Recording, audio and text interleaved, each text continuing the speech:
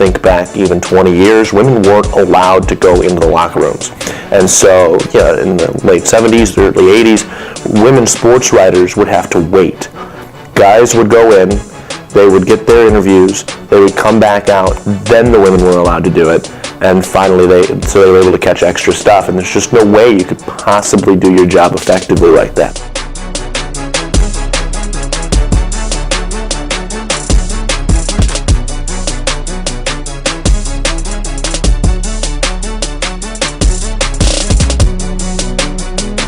Starts out with a college football game, and then I've also got college basketball here, of course, UConn and Stanford. Back in Hartford for another college football game this weekend. I think there's a lot of stereotypes against women in the sports industry, with the fact that there's a lot of thought that women don't have as much knowledge about sports as men. However, that both of us know, and most of people who work in the sports industry know otherwise. It's more difficult because they don't have just instant credibility like men do. You hear it all the time, and I hear it from just casual fans saying, what could she possibly know about sports if she didn't play it, which is obviously completely silly because I never played, and I was terrible. I played bitty basketball when I was 7 years old, and that was it, and now I'm broadcasting basketball. Every girl on the court could mop me up.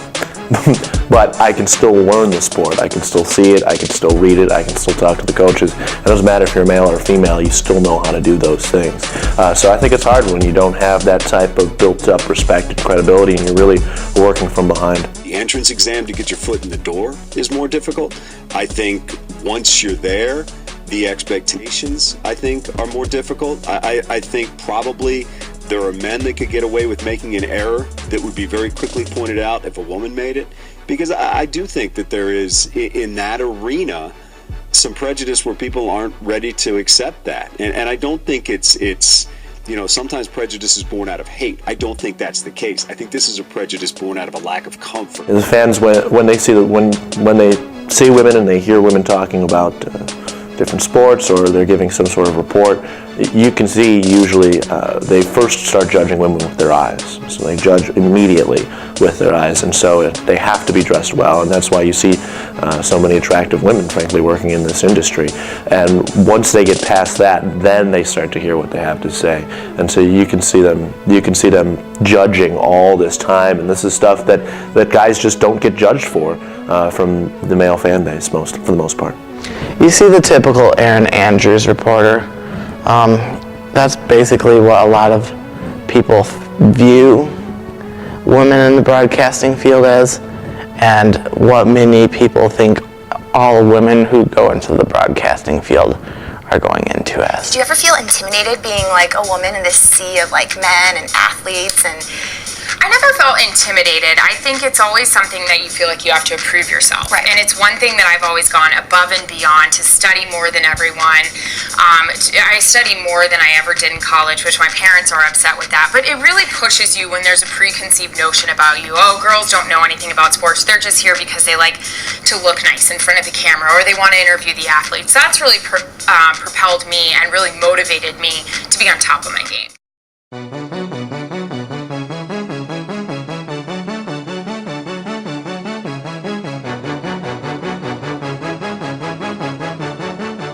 Men don't trust the opinions of women.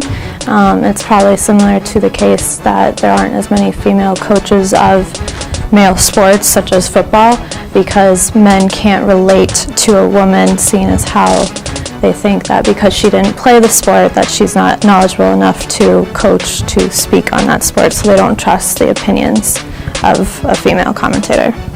It's not quite as popular, so the people that you're catering to that are watching these women's sports a lot of times are women. And so when you have the women play-by-play broadcasters on that's nice for them, and you can relate a little bit better with it. But I also think it goes to the fact that there's a strange idea out there that it's a woman, so how could she possibly tell me something about football that I don't know? How could she possibly do as well as a male can because she's a female? She couldn't even come close to playing it, which again goes back to my original point. It's completely stupid because I can't play. I played 1 year of football, but I can still broadcast football, so watch it, I learn it, and you get to know it by talking to people.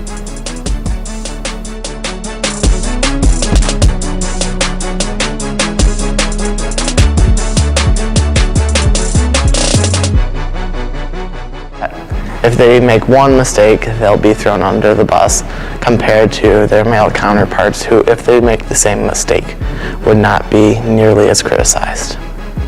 It's tough because there are a lot of talented women out there, but I just think that jump has proven to be a real difficult one for a lot of them. I think it's, there's just a sound that hits you. And for a lot of people, when they turn it on, it doesn't necessarily sound like the football game they're used to. Because the football game they're used to is a man telling them what's going on. This is a woman who may be very, very good, but it just sounds different than what you're used to. I just want to talk about something that annoyed me this Saturday when I was trying to watch college football. Operative word there, trying, because I don't even remember what game it was. I think it was the Michigan game. I was so annoyed I can't remember. Because they had a chick in the booth doing play-by-play. They had a female sportscaster doing play-by-play, which just bugged the shit out of me. Don't get me wrong, ladies. Love ya. Believe in women's rights. You can do anything men can do, blah, blah, blah, blah, blah. But not when it comes to football. Don't want to hear your voice during a football game, okay? It's as annoying as like the chick's voice on my GPS who's constantly nagging at me, to make this turn or that turn, and half the time she's wrong. I mean, and maybe that's how they should do the play-by-play with the chicks, in the booth. If they're going to call it and they make a mistake, maybe we have picture-in-picture and they have to take an article of clothing off every time they're wrong. Maybe that's what'll make it work. Otherwise, it's as painful as like watching the WNBA or Christ, having to golf behind 4 chicks at a golf course. It's that painful.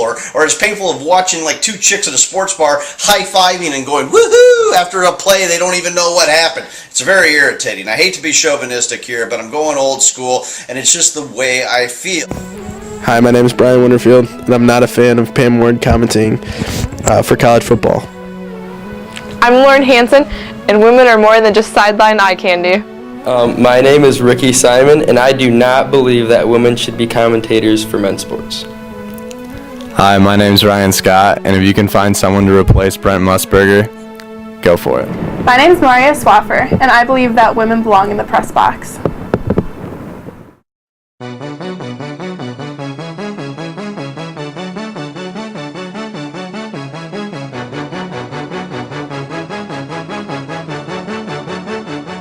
The female fan is a growing market for the NFL, for most college sports, for most MLS, hockey, MLB, NBA. They make up 44% of NFL fans. More women watch the Super Bowl than they do the Oscars, and 20% of fantasy football fans are women. You just don't see women at the lower ranks. Because in order to get there, obviously, they have to climb the ladder.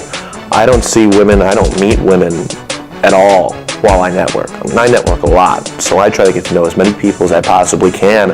And so, I've met a handful of guys who are up and coming, guys who are doing some of those ESPN3 broadcasts and slowly moving up.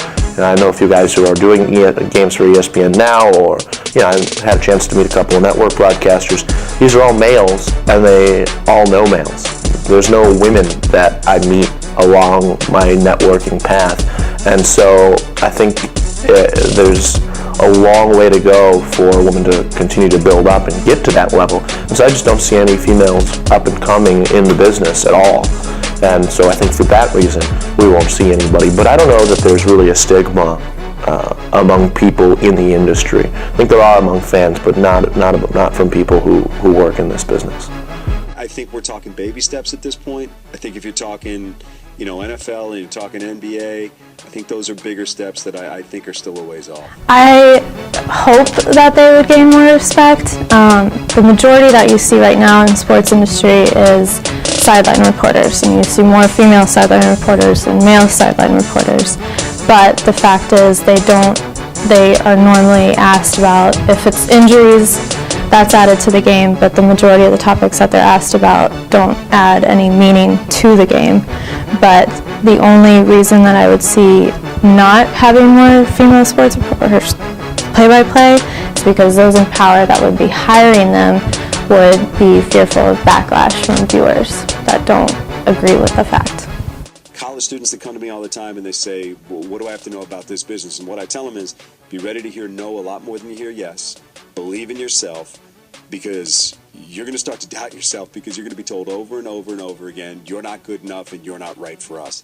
I think for women trying to make that step into play-by-play, it is exponentially more difficult.